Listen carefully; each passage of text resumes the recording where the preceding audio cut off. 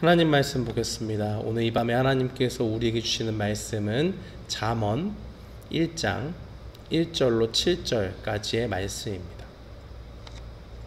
구약성경 잠언서 1장 1절로 7절까지의 말씀.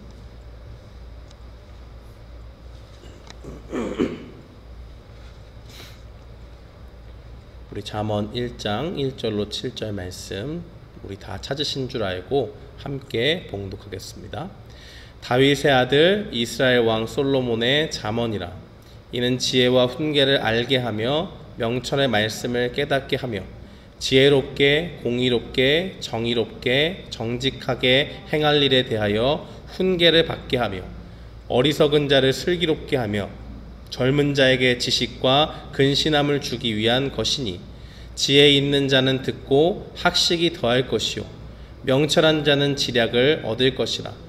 잠언과 비유와 지혜 있는 자의 말과 그 오묘한 말을 깨달으리라.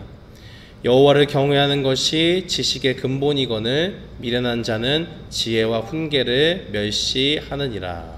아멘. 저는 본 말씀 잠언 1장 1절로 7절 말씀을 통해서 지식의 근본이 되시는 하나님이라는 제목으로 하나님의 말씀을 선포하겠습니다. 이 세상을 조금 지혜롭게 살아가려고 하는 사람들이 쉽게 들어봤을 성경의 인물은 솔로몬입니다. 굳이 기독교 신앙을 가지고 있지 않더라도 솔로몬의 지혜에 대한 이야기들이 세간에 많이 화제가 되었기 때문에 솔로몬이다 그러면 누구나 알듯이 지혜의 왕으로 그렇게 생각을 합니다. 솔로몬은 이 왕이 되고 난 다음에 하나님께 다른 것을 구하지 않았습니다. 오직 그가 다스리는 백성들을 어떻게 하면 하나님의 뜻 가운데 잘 다스릴 수 있을까 하는 그 중심을 가지고 나아갔고, 하나님께서 내가 너에게 무엇을 주고자 원하느냐라고 물을 때에 다른 것 필요 없고 하나님 이 백성을 내가 잘 다스릴 수 있게 지혜를 좀 주십시오라고 그렇게 말씀을 하나님께 드렸습니다. 그 마음이 하나님께서 기뻐하시는 마음이 되어서 이 솔로몬이 하나님께서 주신 그 지혜를 가지게 되었고, 하나님께서 그 지혜를 모든 왕들보다 뛰어나게 주실 뿐만이 아니라 그와 더불어서 부귀영화도 함께 가질 수 있도록 그렇게 복을 내리신 것을 우리는 성경을 통해서 확인합니다. 역대하 9장 22절과 24절에 보면 이 솔로몬의 지혜가 얼마나 큰지, 솔로몬이 천하의 왕들보다 지혜로웠고 다른 왕들조차도 이 솔로몬의 지혜를 한번 듣기 위해서 해마다 선물을 가지고 그 앞에 나왔다고 그렇게 이야기합니다. 그만큼 많은 사람들이 정말 탐내고 부러워했던 최고의 인간 지혜자로서 성경은 솔로몬 왕을 소개하고 있습니다. 오늘 우리가 읽은 본문은 이 지혜의 왕이었던 솔로몬이 기록한 지혜의 말씀입니다. 많은 사람들이 성숙한 인격을 만들고 이 땅을 조금 지혜롭게 살아가기 위해서 자기계발 서적이나 아니면 위대한 사람들의 위인전을 읽습니다. 많은 그 위인들의 삶과 그들이 한 격언을 통해서 그들의 삶을 배우고 그들의 삶에 가졌던 그 원칙과 자세라든지 이런 것을 보면서 지혜로웠던 그 위인들의 발자취를 쫓아가다 보면 나 역시 이 땅에서 훌륭한 인간으로서 저 위인들처럼 존경을 받으며 살 수 있지 않을까 하는 생각이 사람들에게 있기 때문에 그렇습니다. 사랑하는 성도 여러분, 우리가 이 땅을 한 번 살게 되는데 그 인생 가운데서 정말 참된 지혜자로 이 세상을 살고 싶지 않으십니까? 만약 정말 이 세상 가운데서 참된 지혜자로 살고 싶다면 오늘 말씀에 우리가 귀 기울여야 되는 줄 믿습니다. 저는 본 말씀, 솔로몬의 잠언 말씀을 통해서 이 잠언 말씀이 주는 유익과 잠언에서 말하는 그 지혜가 어디로부터 나오는지를 선포하고자 합니다. 이 잠언 말씀이 주는 유익, 이 솔로몬이 준 이 말씀을 통해서 우리가 받을 수 있는 유익은 성도들이 경건한 삶을 살도록 이 잠언의 교훈은 그렇게 성도를 빚어가는 그러한 유익을 우리에게 가져다 줍니다. 솔로몬은 지금 이 잠언을 왜 기록하고 있을까요? 사람들에게 지혜를 알려주기 위해서 기록한 것이라고 말합니다. 조금 구체적인 이유를 살펴보면 2절부터 4절의 말씀에 그 이유가 나와 있습니다. 2절에서는 이 선악을 분별하는 삶의 통찰력을 가지는 것을 말합니다. 세상에서는 이 세상에서의 지혜라고 하는 것은 사람이 잘 먹고 잘 살기 위해서 그것을 필요한 모든 것들을 동원해서 그들의 삶을 갖고 나가는, 이 생에서의 모든 것을 누리는 그런 것을 이야기합니다. 그러나 잠언에서 말하는 지혜는 세상적인 지혜와는 다릅니다. 이 땅에서 세상 사람들이 각종 편법과 또 악한 방법을 통해서 다른 사람들을 악한 방법으로 이렇게 짓밟고 올라가는 그러한 것이 아니라, 그런 악한 방법을 통해서 그들의 배를 불리고 그들의 재산을 불리고 하는 그러한 행동을 할 때에 그것을 지혜로 보지 않습니다. 세상 사람들은 모두가 다 그렇게 행하는데 이것이 뭐가 문제냐고 그렇게 하나님을 믿는 사람들에게 반문할지 모릅니다. 그러나 잠언의 말씀을 통해서 우리에게 주어진 지혜는, 이 잠언을 통해서 지혜를 배우게 된다면 그 세상 사람들의 지혜가 하나님이 보시기에 악한 그런 방법인 것을 금세 깨달을 수밖에 없습니다. 세상 사람들은 그들이 사는 방법과 그들의 삶의 방식을 전혀 죄로 생각하지 않습니다. 그러나 하나님의 말씀에 비춰오면 그것이 환하게 죄로 여겨지는 것입니다. 하나님의 말씀을 통해서 이전에는 그러한 것이 죄인지 몰랐습니다. 그러나 하나님의 말씀을 듣고 지혜의 말씀을 우리가 접하게 되니까 그 말씀 속에 하나님의 뜻이 담겨져 있는 것을 보게 됩니다. 그러다 보니까 하나님의 뜻에 비춰서 다른 사람들의 행동과 삶의 방식을 보게 되고, 그것을 보게 될 때에 하나님 보시기에 정말 그것은 죄구나 하면서 죄에 대한 새로운 인식이 생기고 눈이 열리면서 죄를 거부하며 살게 된다는 것입니다. 우리가 죄인일 때는 하나님의 뜻과 상관없이 살았습니다. 기준이 없어요. 기준이라고 하는 것은 오직 내가 원하는 그 원함과 욕심에 있습니다. 그렇기 때문에 내 삶의 주인이 누구냐라고 이야기할 때 자신 있게 내가 내 삶의 주인이고 나의 뜻대로 이 세상을 주도하면서 사는 것이 우리에게 주어진 올바른 삶의 원리다라고 그렇게 생각을 합니다. 많은 세상의 사람들이 하나님의 법을 떠나서 자기가 원하는 대로, 자기 소견에 옳은 대로 그렇게 행하고 있고, 그것은 예나 지금이나 다르지 않습니다. 그러나 우리가 하나님의 말씀을 통해서, 이 최고의 지혜자인 솔로몬의 말씀을 통해서 확인할 수 있는 지혜라고 하는 것은 우리에게 새로운 눈이 띄어지는 겁니다. 죄를 보지 못했던 그 눈에서 죄를 새롭게 인식하게 되고 볼 수 있는, 사람의 시선이 아니라 하나님의 시선으로 이 세상을 바라보게 되는 것입니다. 잠언의 말씀은 그러한 능력이 있습니다. 그래서 이전에 우리가 죄악된 삶을 살았다면 더 이상 그렇게 살지 못하게 합니다. 3절 말씀에 보니까 지혜롭게, 공의롭게, 정의롭게, 정직하게 행할 일에 대하여 훈계를 받게 한다라고 그렇게 이야기합니다. 여기서 이 훈계라고 번역한 말은 훈련을 이야기하는 거예요. 근데 훈련이라고 하는 것이 그냥 스무스하다기보다는 강도가 약한 훈련을 이야기하는 게 아닙니다. 이것을 얘기할 때는 아버지가 자녀를 가르칠 때 성경에 간혹 보면 채찍을 들어서 가르치는 그런 것이 있거든요. 채찍으로 치라 그가 죽지 않는다 막 이렇게 강하게도 얘기해요. 잠언 말씀에 보면. 이 훈련하게 만드는 것, 훈계라는 것은 바로 그런 훈련을 얘기하는 겁니다. 몸을 쳐서 복종하게 만드는 거예요. 강력한 훈련의 방법입니다. 완전히 스파르타식으로 이렇게 끌고 가는 그러한 정도의 강도를 가지고 있는 것입니다. 살을 깎고 뼈를 깎는 그런 고통을 수반하는 겁니다. 새로운 눈이 열렸습니다. 이제는 죄가 죄로 보이기 때문에 그 방법대로 살 수가 없습니다. 그렇기 때문에 하나님이 원하시는 삶이 뭘까? 말씀을 통해 발견하게 되고, 그 말씀을 어떻게 하면 나의 삶에 적용할 수 있지? 하는 그 질문을 가지면서 연습합니다. 시행착오를 겪어요. 이렇게 하니까 안 되네. 저렇게 하면 안 되네. 옆에서 보는 사람은 뭐라 그러겠습니까? 왜 이렇게 미련하게 살아? 그렇게 답답하게 살 바에 그냥 옛날에 살던 삶이 편하잖아. 우리는 그렇게 살 수가 없어요. 하나님의 말씀을 받았기 때문에. 그런 존재가 되도록 이 잠언의 말씀이 가르쳐주는 지혜는 사람을 그렇게 빚어나갑니다. 점점 사람들이 정말 뼈를 깎고 살을 깎는 그 고통을 겪으면서 하나님의 말씀을 연습하고 반복하면서 순종의 삶을 살 수 있도록 적극적으로 훈련하는 성도가 되게 만든다는 것입니다. 이 4절 말씀에 보면 어리석은 자를 슬기롭게 하고 또 젊은 자에게 지식과 근신함을 주기 위한 것이다 라고 그렇게 기록을 합니다. 이렇게 하나님의 말씀에 순종하다 보면 어리석은 자가 슬기롭게 됩니다. 여기서 이제 어리석은 자다라고 이야기하는 것은 중심을 잡지 못하고 쉽게 넘어지는 사람을 이야기해요. 이렇게 휩쓸리면 저렇게 휩쓸리고, 이렇게 또 꼬시면 이렇게 가고, 뭐 중심이 없어요. 기준점이 없습니다.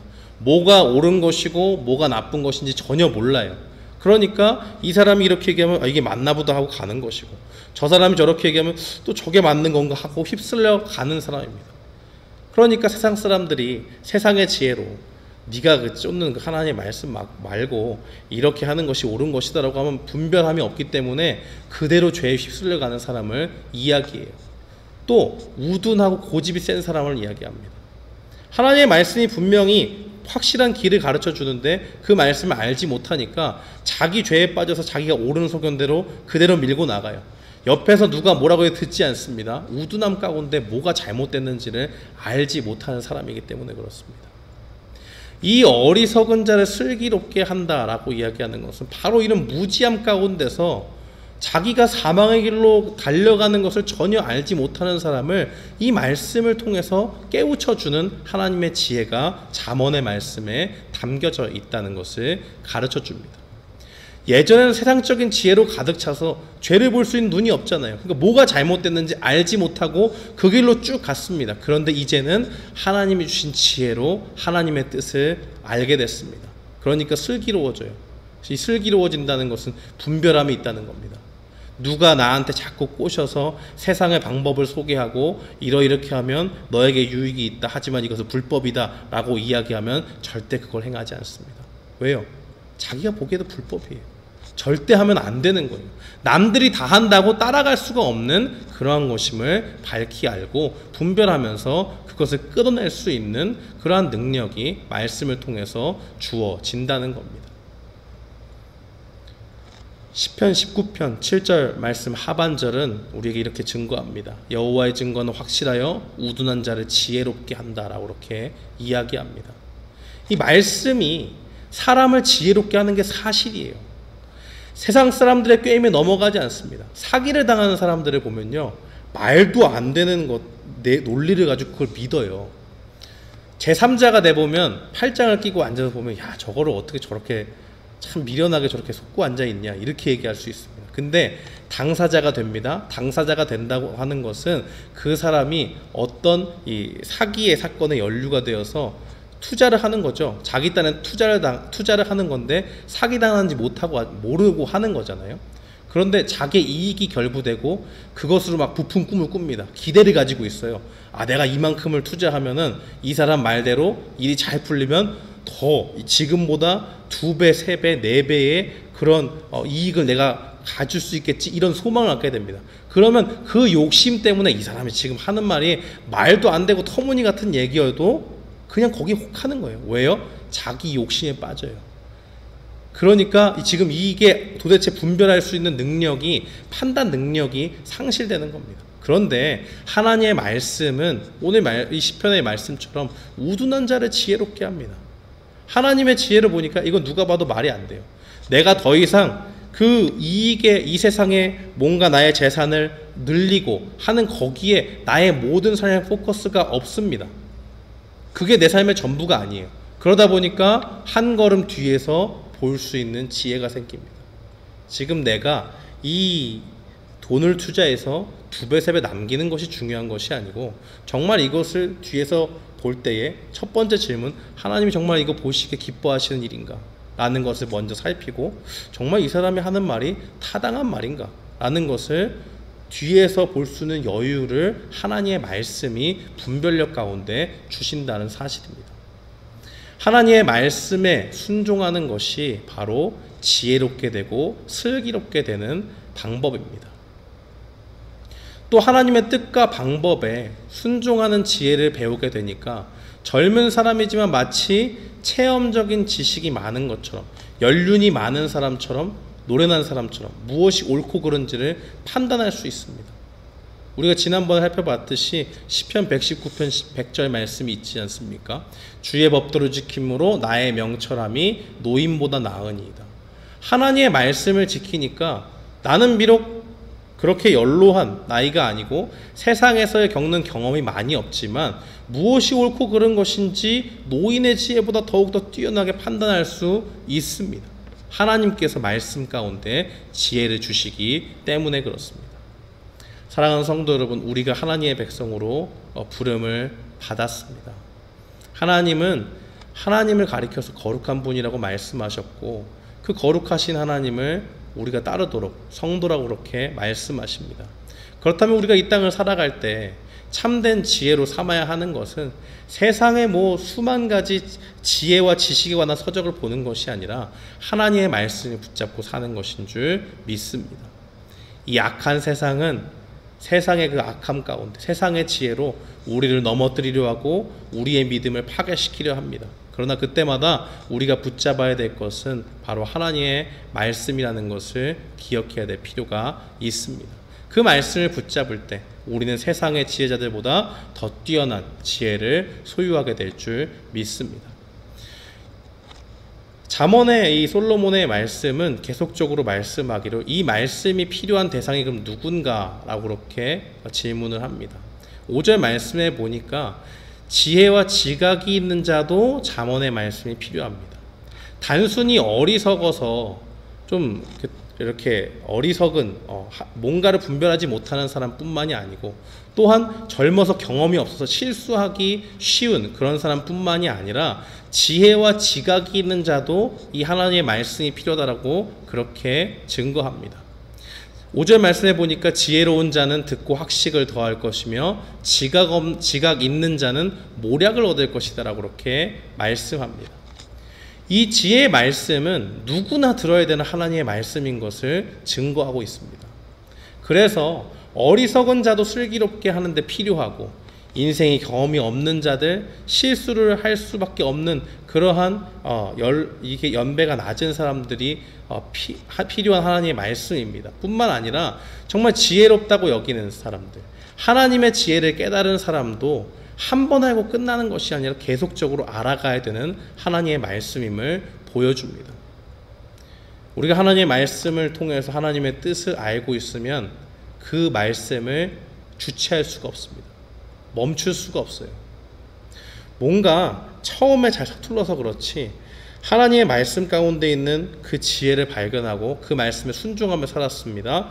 그 가운데서 하나님이 주신 기쁨과 은혜를 체험했어요. 와, 이게 진짜 좋구나. 한번 맛보게 됐습니다. 근데 우리가 아까 살펴봤듯이 하나님의 말씀을 통해서 지혜를 얻는 사람은 계속적으로 그 말씀을 훈련하고 연습하지 않습니까? 그 가운데서 또 뭘 깨닫게 되겠습니까? 그 말씀을 순종하고 따라갈 때 하나님이 계속 나에게 은혜를 부어주신다는 것을 깨닫게 되어져 있어요. 그러면 그 사람이 하나님의 말씀을 쫓아 사는 것에 누구도 브레이크를 걸 수가 없습니다. 하나님의 풍성한 은혜가 그를 끌고 갑니다. 점점 하나님의 말씀 가운데 빠져들게 만들어요. 이 말씀은 어떤 말씀이지? 내가 이렇게 했을 때 하나님께서 은혜를 주셨는데 또 이런 말씀이 나왔네. 그러면 이 말씀을 또 지켜서 행하라는 하나님의 뜻이구나 하면서 계속적으로 나의 삶의 부분에서 처음에는 우리의 삶의 크기가 100이라고 하면 처음에는 1을 지켰을 때 하나님이 은혜를 주셨다면 점점 연습을 통해서 5와 10까지 그 순종의 범위를 넓혀가고 점점 더 그것이 커질 수 있도록 열망하는 그러한 모습이 말씀을 통해서 지혜를 이미 깨달은 자에게도 하나님의 말씀에 순종할 때 그러한 것들이 주어진다는 것입니다. 또 지각이 있는 자는 모략을 얻는다고 그렇게 증거합니다. 이 하나님의 말씀을 통해 주신 지혜로 모략을 얻는다는 것은 다른 사람에게 조언하는 것을 이야기합니다. 우리가 사람의 말도 어떤 사람을 위로할 때 부분적으로 그 사람에게 힘을 주는 그러한 경우가 있습니다. 그러나 정말로 그 영혼이 살아나는 데는 하나님의 말씀이 가장 큰 힘이 됩니다. 또 어떤 사람이 죄에 빠졌을 때 빨리 그 말씀 가운데서 죄에서 돌이킬 수 있는 것은 바로 하나님이 주신 지혜를 가지고 그에게 이야기할 때 그렇습니다. 예수님은 마태복음 18장 15절로 17절에 죄에 빠진 사람이 있으면 그를 타이르라고 그렇게 이야기합니다. 그러니까 공개적인 석상에서 이야기하는 것이 아니고 개인적으로 만나서 개별적으로 가서 이야기하라고 해요. 듣지 않습니다. 듣지 않으면 어떻게 됩니까? 두세 사람이 같이 가서 이야기합니다.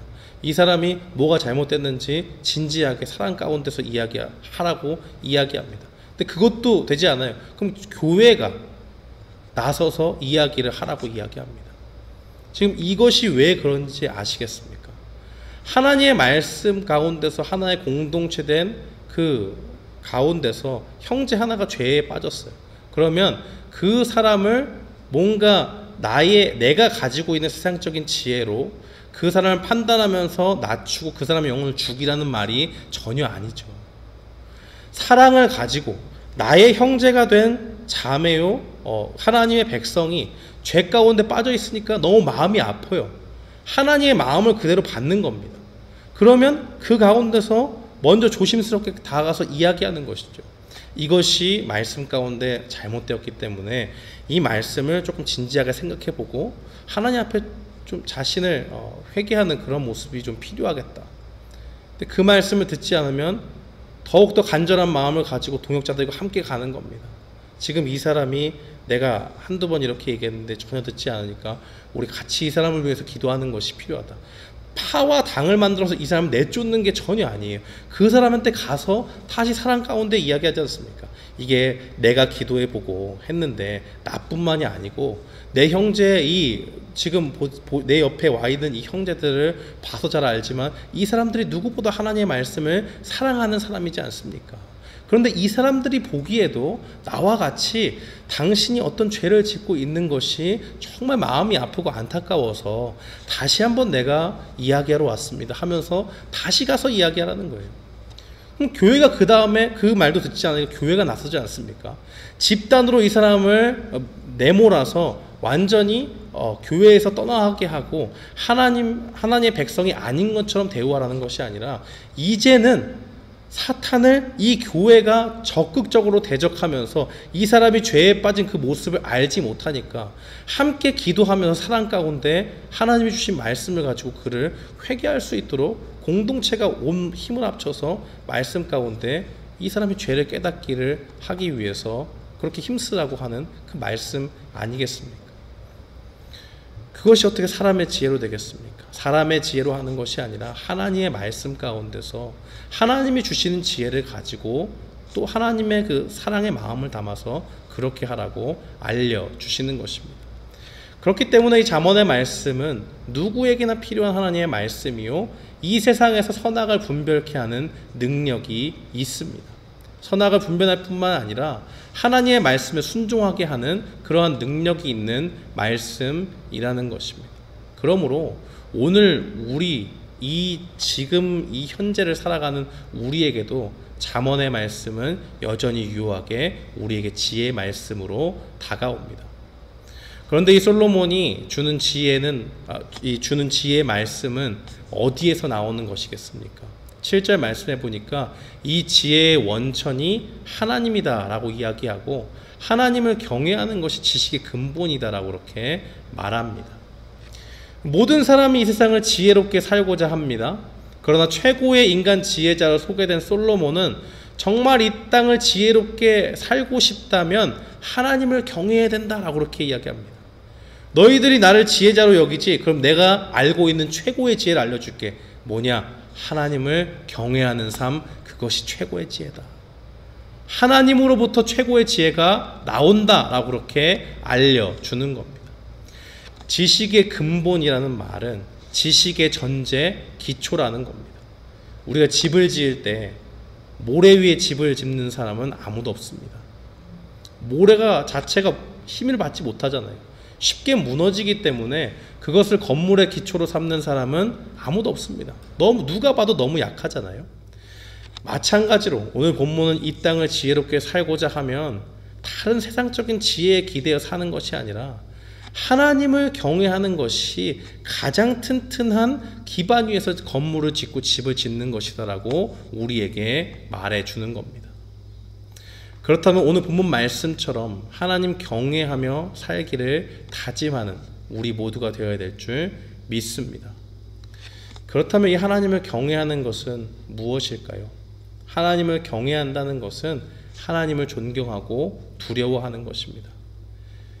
이렇게 얘기하면 별로 와닿지가 않잖아요. 그러니까 이걸 조금 와닿게 설명해 보면 그렇습니다. 이 경외한다는 말을 잘 이해하려면 이 아버지와 아들의 관계를 이렇게 떠올려 보면 이해하기가 쉽습니다.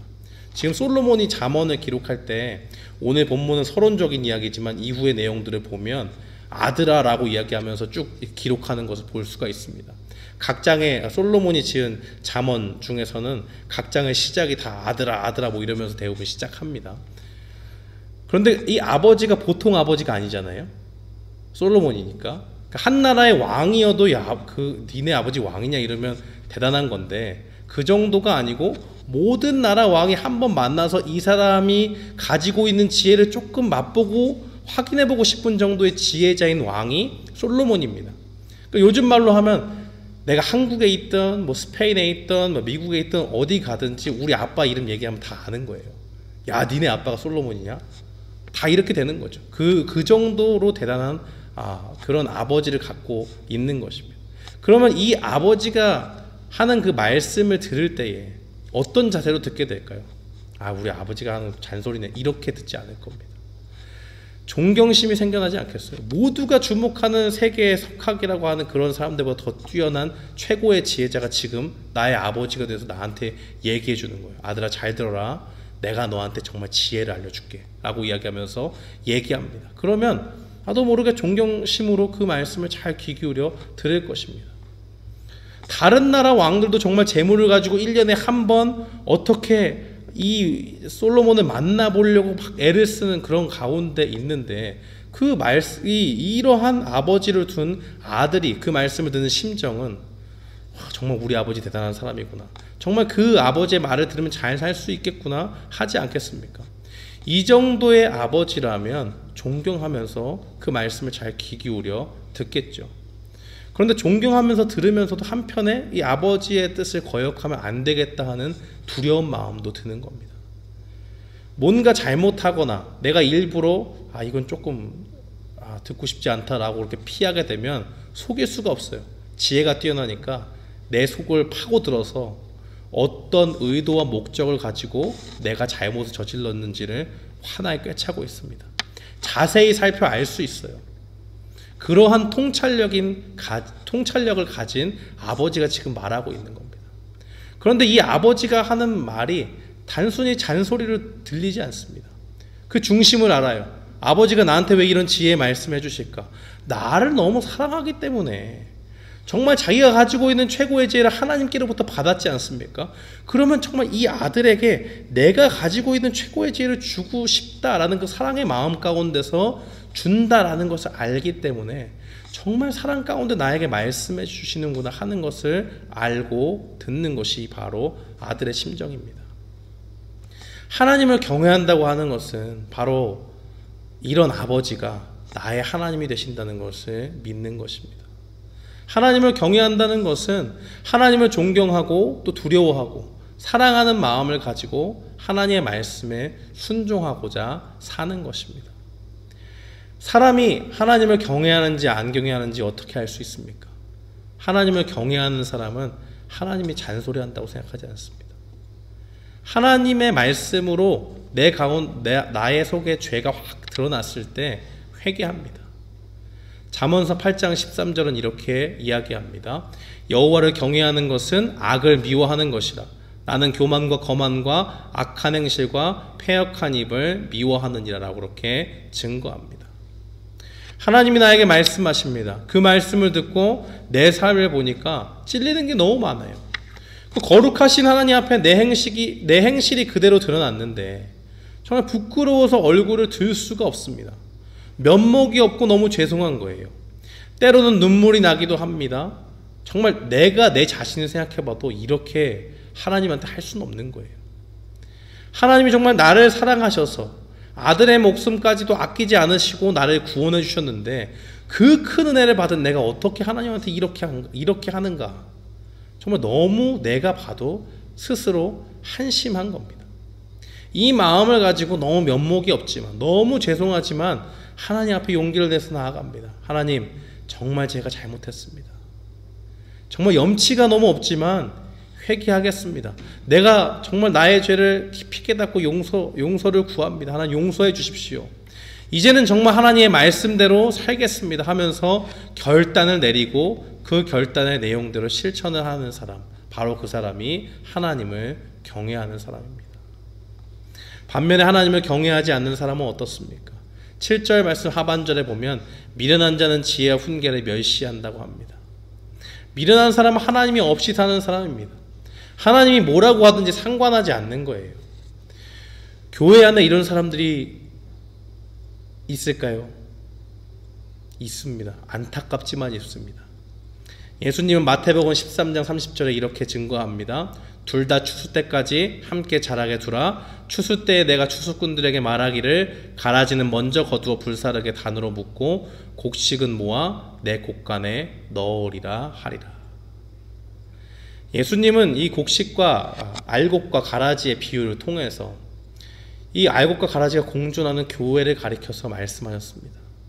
그러니까 교회를 다니긴 다니는데 하나님을 경외하지 않는 사람이 있다는 거예요.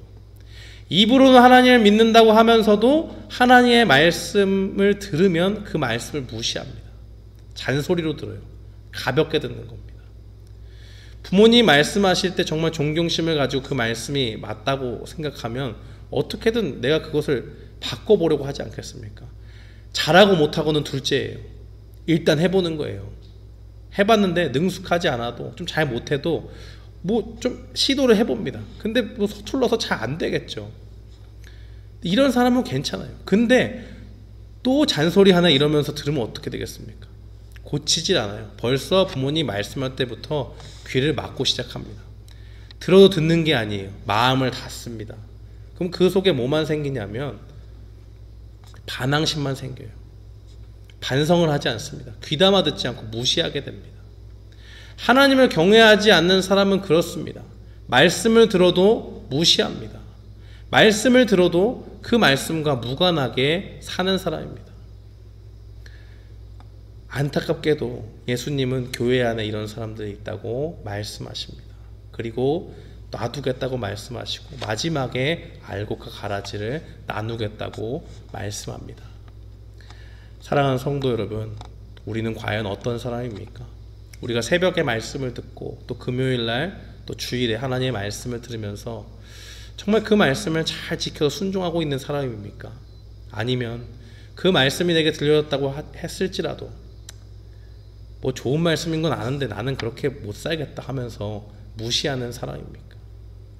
이 질문을 하면서 우리가 하나님 말씀에 순종하며 살고 싶다 생각하고 순종하고자 결단한 것을 실천하면 우리는 하나님을 경외하는 사람이 되는 것입니다. 사랑하는 성도 여러분, 오늘 말씀을 마치겠습니다. 우리의 인생을 지혜롭게 살고 싶다면 지혜의 말씀인 잠언의 말씀을 읽으십시오. 그 속에 주시는 하나님의 그 지혜를 발견하고 하나님을 경외함으로 말씀 가운데 우리의 죄를 살피며 나아가는 우리 모두가 되기를 주님의 이름으로 축원합니다.